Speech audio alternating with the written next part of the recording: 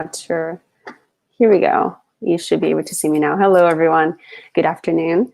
This is Jane Viana. I am your Canadian immigration consultant here with Visa Place. And thank you for joining us on this call today. I was hoping to give you guys an overview of, what's going on right now with Canadian immigration, what are the latest updates that we have, and a few other things, okay? So just to give you an idea of what we're covering today, I want to start talking about Express Entry. We had some good news regarding Express Entry. We see that the program has finally started to pick up and go back to our pre-COVID schedule. So that's good. We'll talk about that, how they're slowly resuming their numbers. And then we'll talk a little bit about the border closure extension, right? We know that that has been extended for another month or so. So we'll talk a little bit about that. And I want to end our conversation today by talking to you about some provincial nominations, right? We have some special provisions in place for PNP applicants who lost their jobs temporarily due to the COVID-19 situation. So I want to share those news with you. It may be relevant for a lot of you who are in Canada working and have an application for PNP, being processed, but have been laid out temporarily because of the situation. Okay, so we'll talk about that. And also, I wanted to perhaps attempt to answer a question that I'm asked very often, right, regarding PNPs, which is what provincial nomination program is the easiest, and what are the programs that are available for those who don't have a job offer in Canada? Okay, so I want to talk a little bit about that. I do have a short list of provinces that I would perhaps like to point out for those who don't have arranged employment in Canada but want to pursue provincial nomination program as a way to immigrate. Okay, we know that PNPs have become so popular lately, and the tendency is for it to become even more popular. So getting familiar with what province or what program, what stream would suit you better, it's very important. So we talk about that a little bit. And of course, I would make sure to allocate some time for your questions. So if you have any pressing question, anything that you want to talk about today, please feel free to just leave them on a comment section below. And at the end, I will look over everything and do my best to answer all the questions, okay? Okay, so let's start with Express Entry. So on September 16, we had our latest Express Entry draw, right? So more than approximately 4,200 invitations were issued on that round, which is a significant number compared to the latest, to the previous rounds. The cutoff for that draw was 472. So that's 3 points less than the previous draw, right? And considering that this was the biggest draw since the program resumed back in July, and I'm specifically talking about federal skilled workers, right? So this was all-inclusive, all programs included on that particular draw, which brings us back a little closer to our pre-COVID schedule, right? Back during the COVID months, we had exclusive draws that were only targeting CEC, and then slowly, as of July, we started to slowly resume sending out invitations for federal skilled workers, which is a big percentage of Express Entry candidates, right? So it's a pretty big deal. I was very happy to see that the system is back at its normal pace, and our clients from abroad will be able to again have a fair chance to get their invites. Right, so hopefully that would continue. I'll be sure to talk to you about it if anything changes as we go as well. But to end that topic, for those who are considering joining the pool of candidates under the federal skilled worker, and you are perhaps a little disencouraged earlier because the system was on pause and wasn't so busy, it's resuming now. It's coming back full force. So there's no better time to join the pool of candidates if you are. If you want to be considered under the FSW program, okay? That being said, PNPs have also been quite popular and quite active, right? Many provinces have been issuing invitations under Express Entry linked streams and also their own independent streams, right? So PNPs have become significantly, increasingly more popular and more active. Just to name a few, like this month we had rounds of invitations from Saskatchewan, from Prince Edward Island, BC, Manitoba, they all held invitations this month. So it's been quite active in it, and is a tendency that we have been observing for some time. So certainly good to keep an eye open for those. And as we know, each provincial nomination program, there's no one fits all strategy here. Which one of those programs would have their own requirements, and some of them even have their own online system, right? So we really have to have a good understanding of your requirements, the requirements of a given program in your profile, to ensure that you are pursuing a PNP of a province that actually suits your professional profile best. Okay. Ontario has also recently announced a few changes on the way they select their nominees under the OIMP, the Ontario Immigration Nominee Program.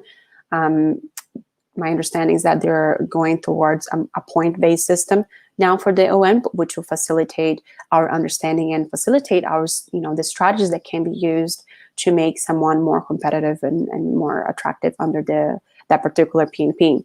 Okay, that was just an announcement that those changes are coming. Nothing has changed yet, but I'll be sure to talk to you guys about it once the changes are official. Okay, this is only regarding the OIMP, the Ontario Immigration Nominee Program. Okay, this is it for Express Entry. Any questions about Express Entry? The news are good, so any questions about that, feel free to post them, and I'll revisit everything at the end. Okay, now, talking a bit about the border closure, right? As you know, the border closure has been extended for another month up to October 21st so next month, right? As you would imagine, there are a lot of families and business in between Canada and the US. So the border extension has caused a lot of commotion. I know it's a big inconvenience for a lot of businesses and a big deal for families that found themselves apart during the whole COVID situation, right, where many of us perhaps didn't have enough support in one side or the other. So over the course of the last couple of months, we have had a lot of small gatherings or protests, one could say, both in Canada and the US, of families that are requesting for perhaps more flexible and more humanitarian assessment of a given situation when it comes to the M3A exemptions. So we had even a member of parliament advocating for more flexible rules when it comes to those M3 exemptions. But as of now, nothing has changed. But I will certainly keep an eye open. If anything changes on that regard, we'll be sure to make a live video talking about that as well. Okay. If all those efforts and all that commotion actually lead to any factual change, we'll be sure to let you guys know, as we really don't know for how much longer the border would be under such a strict closure, right? So that is that. And to end in a probably more positive note, let's talk about the PNPs. I receive so many questions on a daily basis about provincial nominations. So it's certainly a trend that's coming. We see the provinces being so active as well, which is another indication that they are indeed taking up a more active role on the selection of those immigrants. So yeah, so I want to talk about specifically of provinces that do not require a job offer for you to qualify. Okay, so this is going to be especially valuable for those who are in Canada and not working, or outside Canada and looking to PNP as a way of immigrating to Canada. So what would be the provinces that do not require a job offer, right? As of right now, I have 3 names for you. So the first one, and before even, I get to talk about the programs themselves, I want to mention that although those programs, they do not require a job offer, they would be targeting specific in-demand occupations on a given province, right? That's the whole idea behind provincial nomination programs, is to really assist the province on meeting their labor needs and filling out some labor shortages that the province may be experiencing. So it's only natural that the provinces will be targeting specific occupations, because that's where we see the biggest demand for workers on a given province. Okay, so those programs, those 3 provinces, they are no job offers required, but they do work on in-demand. They do work with an in-demand list of occupations, and many of them would be express entry linked.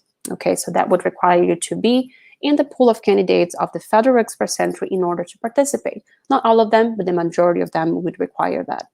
Okay, but to that point, that's a good example of how even for those who are not super competitive under the Express Entry right now, if you have work experience in one of those in-demand occupations, it's a good strategy for you to join the pool of candidates and be there, and perhaps hope that the province will see that you meet the targeting occupations on a given province, and they can send you an invitation solely based on your skill set, right, your work experience.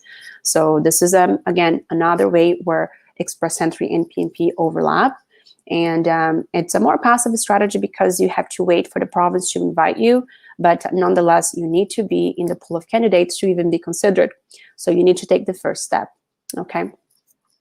Now, that being said, the provinces that I prepared here to talk about will be Ontario, where we have the human capital stream, which many of you probably already heard about. We're going to look at the occupations that are listed that for the in-demand occupations there. So we have Ontario, and then the second one would be Saskatchewan, which is increasingly becoming more popular for several reasons. So Saskatchewan PNP also very popular, and lastly we have Nova Scotia.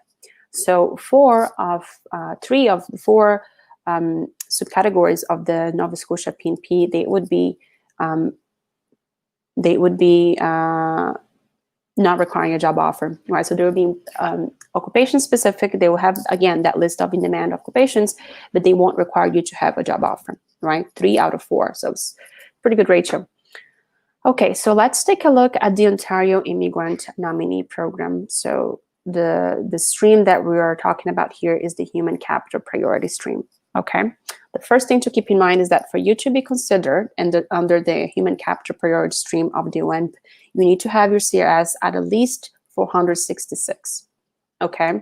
So for those who are, up there but not high enough to get an invitation, since the latest cutoff was 472, then the OMP is a great way for you to just get that boost of points that you need, right? We know that you get 600 additional points if you get a nomination from any province. So that's is virtually a guarantee of invitation, right, in terms of points, assuming that everything else is in place. The occupations in demand in Ontario under that Human Capital Priority Stream would include financial managers, advertising and marketing and public relations managers, corporate sales managers, so a lot of management positions.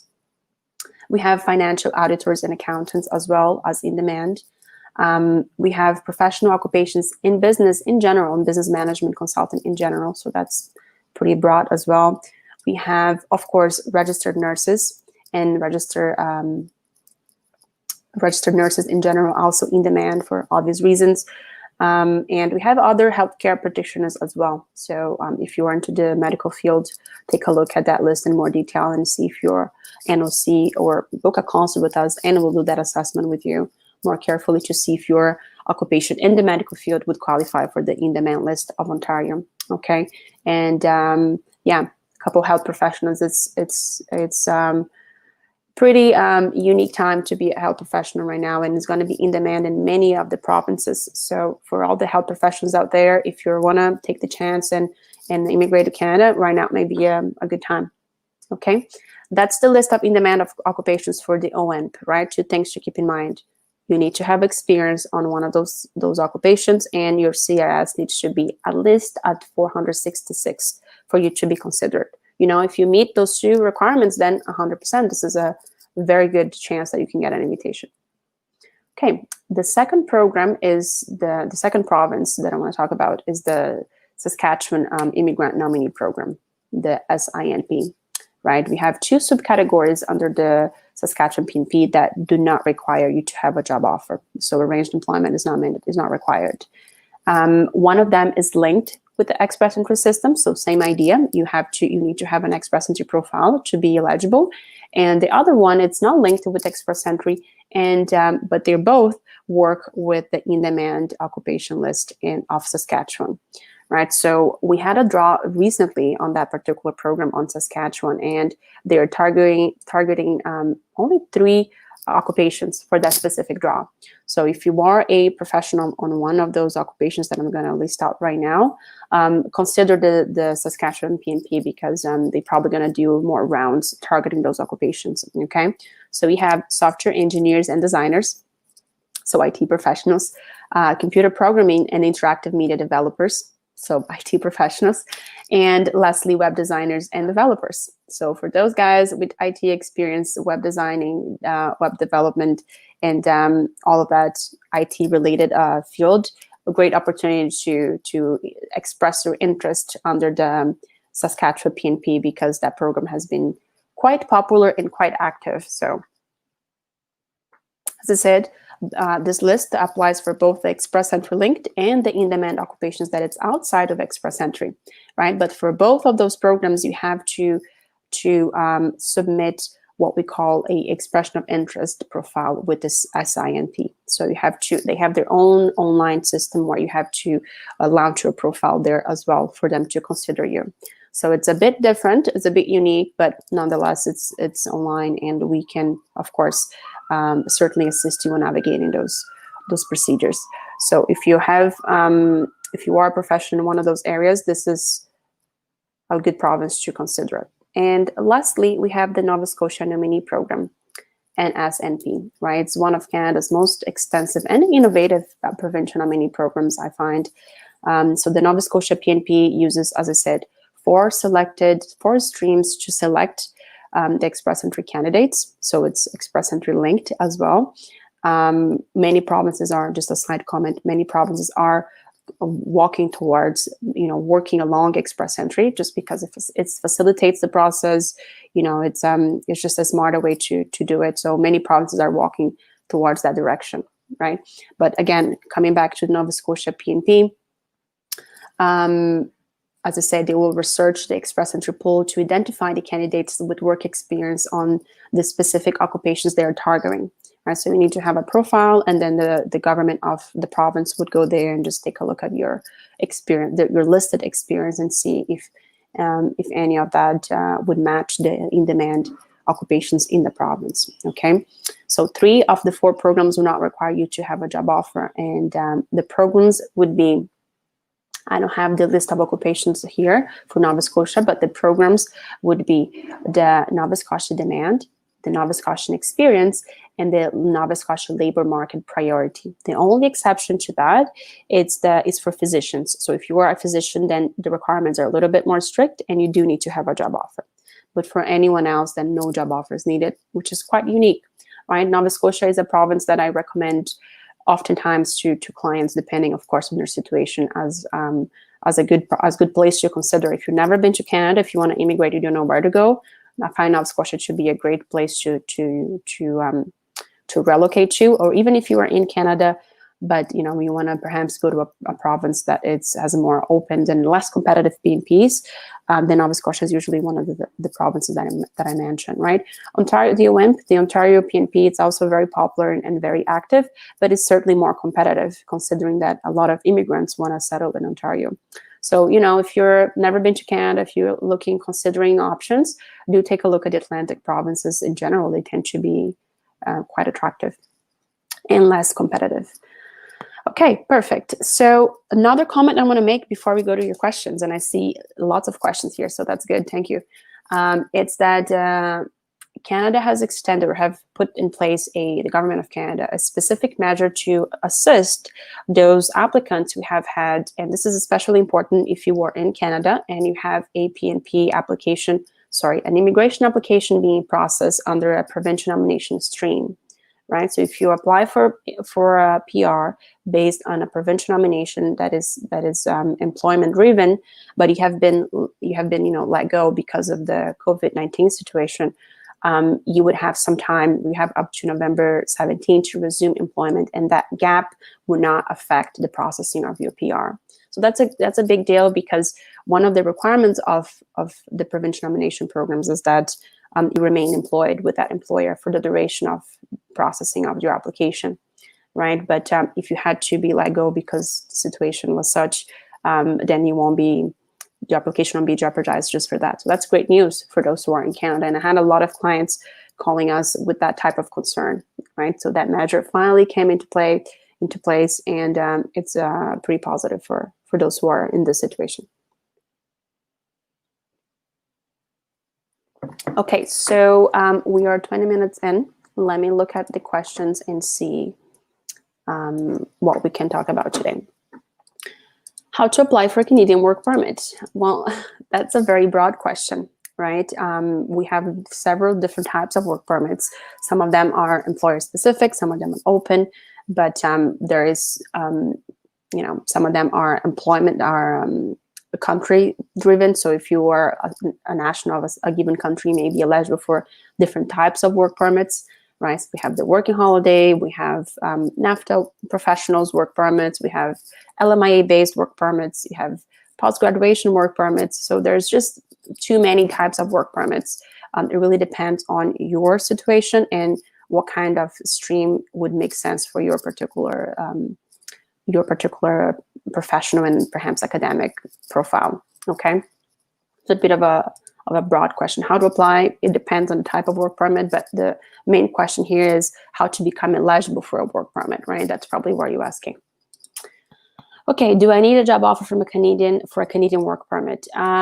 There are open work permits that would not require you to have a job offer, but for the most part, yes, you need to have a employer that is willing to support your application either through an LMIA process or through an LMIA exempt program, right? We have those two types of employer-specific work permits. But for the majority of people, yes, you need to have a Canadian employer that is willing to support you through the process, okay? Unless you come as a student. So if you come in as a student and you have, let's say, a spouse that's coming in with you, then you may be eligible to get an open work permit, which is a great program. The study and work permit for Canada is absolutely wonderful. It's unique. You don't see that in many other countries. And it works very well for young families. Even if you have children coming in with you, that program can be very, very, very attractive. So if you don't have a job offer, but your spouse or yourself are willing to go back to school, then the other spouse will be able to work full-time on an open permit, which is great. And your children can go to Canadian public school at no additional cost. So it's another great benefit of the study and work program for Canada. Okay, regarding PR appeal under H&C reasons, what can be done? What is the best option to go back? This sounds to be a very specific question, but humanitarian cases are very case-based, they're very case-specific. So if you have an H&C case, the best thing to do is to just book a private consultation so we can talk about your situation in detail, right? It's really hard to give general advice on H&C because it's humanitarian consideration, right? So it really depends on a candidate's given circumstances or situation. So come talk to us and we'll look into it more closely. Okay, I'm sure there will be things we can do, but I will need to know the full story. What about sponsoring parents? Is it still working? Very good question, right? We know that we have about 20,000 invitations allocated for parents and grandparents every year. Usually that program opens early in January. This year it was pushed to April, and in April, things happened and we didn't have that program wasn't open yet. So we have not yet seen the parents and grandparents open this program open this year. We don't know if they would open before the end of the year or if they'll push it to next year and perhaps have, double the amount of invitations. Hopefully that would happen. But we don't have any news as of right now. But stay tuned, stay tuned, stay prepared, because I'm sure the program would eventually resume, okay? Canada has not forgotten the parents and grandparents, so it's just, the situation right now is a bit overwhelming, but as soon as the program opens, we'll be sure to talk about it too, okay? I am 42 years old. Can I apply for PR in Canada, any province? Yes, right? Your age is not gonna, bar you from applying for any particular program. Now, age is a relevant factor when it comes to express entry. It's not so relevant for many other PNPs, but aside from your age, we also have to look at your work experience, your education level, your language ability, right? So there's other factors that need to be taken into consideration. Just age alone, it's not going to bar you or promote you for immigration. Okay, do we have any idea when Canada will open for tourist visa from the Philippines? The borders closure for everyone. So as of now, the date that we have is October 21st for the borders to reopen. But for tourism specifically, we don't have any updates right now.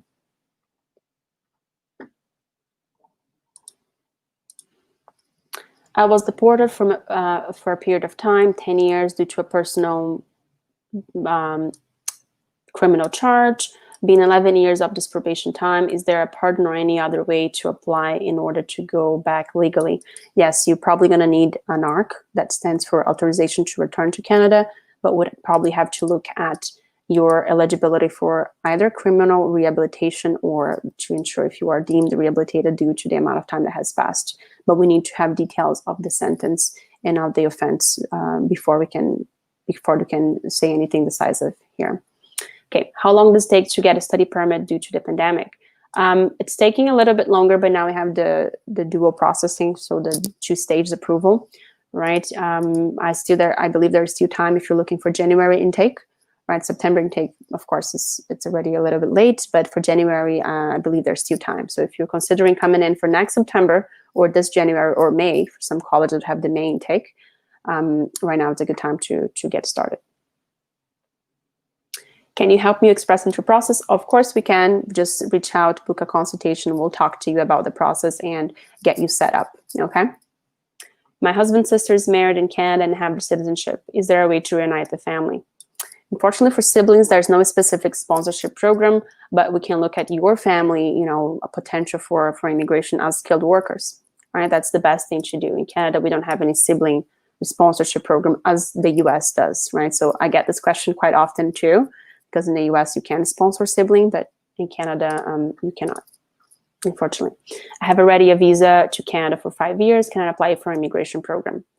Temporary visas, they are independent of immigration. So we have to assess your profile, your eligibility for immigration per se. Having a visa is a good sign, right? You've been approved to visit Canada, but it doesn't give me much indication of how competitive you would be for immigration per se, okay?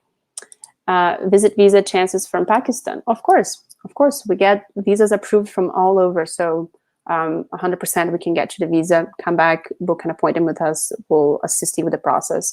Whenever we talk about challenging countries to get TRV, so visiting visa for Canada, it's always a good idea to work with a professional, right? We know that the refusal rates for certain countries are really high, and it's just when people try to self-represent, oftentimes they get refused just for a lack of understanding or lack of having, there's a strong element of advocacy when it comes to visiting visas as well, right? So having a legal profession can really make a difference on the likelihood of the visa being approved. Do you need one? No, but it does have a positive impact if you're working with someone who understands the law, right? So come talk to us and we'll talk about how to get a Canadian visiting visa for next year, probably. Can people who have an Arabic history professor apply for work at university? That's employment-related questions are a little bit outside of my scope, so I won't be able to answer that one for you. But considering that you're a highly skilled professional, I would think that the chances are good. I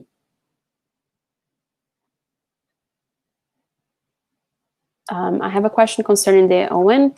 You have mentioned that more points equals more opportunities. What do you mean by points? So what I meant is that the program itself is going through some technical changes. So they will start to use a point system within the Ontario PNP. Right? So the way they will select their nominees will change. We don't have a lot of details on that yet, but the changes have been announced. Once the changes actually come into effect, we'll talk about it in more detail to see, how the new point system for the OM would work, okay? I'm considering working and living in Alberta with a relative. I am 61, a citizen of the UK. Would I need a job offer to make the move to Alberta, and where do I apply? Yeah, it's just, I would need more I would need more details of your intent here. You're looking to move with a relative. What's the relationship? It's a spouse. It is a partner, common law partner. Are you looking to work, right, or not? If you're looking to work, then depending on your skill set and professional experience, then yes, a job offer may be a way of looking at it, but we can consider family options as well, depending on the relationship. Try to apply to study, but the school said my request is on hold. What's the best thing to do? Yeah, in order to apply for the study visa, you need to have the letter of acceptance first. So it is something that you just have to wait for them to be able to issue the letter of acceptance. If I had a US visa canceled in the past, would that be an issue to get PR for Canada? No, it shouldn't, right? So just having a prior visa refused or canceled, as you say, I'm not sure what that means, but it wouldn't necessarily impact your ability to get PR for Canada. Now, it's very important that you disclose that refusal or that situation that happened there, because if you fail to do that, then Canada can understand that you are misrepresenting or you're not being forwardcoming with all the information. So you need to disclose everything, but it shouldn't, bar you or affect your application negatively just because you had a prior visiting or study visa for the US refused, okay, in the past, especially when it comes to immigration for PR, right? I'm on work permit and it's valid in 2022. I came to India in January and got stuck here due to COVID. Can I go back to Canada after 1 year? Yeah, that's a tricky situation because right now only essential workers are being able to come in. So if you have an open work permit, it becomes a little bit more challenging to prove that your work is essential because you're not necessarily working. Yeah, just the timing seemed to not have worked really well for you, right, leaving in January. But once the border reopens with your valid open work permit, you should be able to return. How long before creating an express entry would you recommend to book a consultation? Well in advance, because having a clear understanding of your immigration plan before you even start taking exams, getting your academic credentials assessed, it's good to have the strategy designed, right, planned out. So consultation is really the first step, right? That can really help you save time, your own time, doing research and reading around and considering other things, and can ensure that you are on the right track.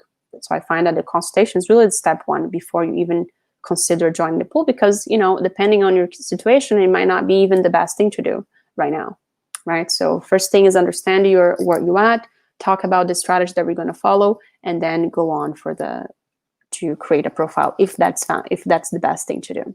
Right? So I find that the consultation should come first. Can I work in Canada without work experience? You can if you have a job offer, or if you come as a student and then you graduate from a Canadian institution and then receive the postgrad work permit, right? So you can. We have a lot of teenagers or young adults that immigrate to pursue their either bachelor's or even their second degree, like master's or postgrad degrees in Canada, and without having any work experience abroad. So it's possible, but likely going to have to pursue a student route first, right? As a way to getting there. So you come in, you study, and you work in Canada, and then you immigrate. You do need to have at least 1 year of skilled work experience, but that work experience can be acquired from outside or from within Canada. I have my cousin in Canada. Can I ask her to give me a job offer and apply for work permit? It's not that simple, right? You need to be an actual business, a legitimate business in order to issue those offer of employment. And for most cases, an offer of employment needs to be accompanied by a positive LMIA. So LMIA stands for Labor Market Impact Assessment. It's basically a study that the employer needs to do before they can offer a position to a foreign national. So it's unlikely that a family member would be able to do that for you unless they do have a business and you do have the skill set that they need on their business, right? NAFTA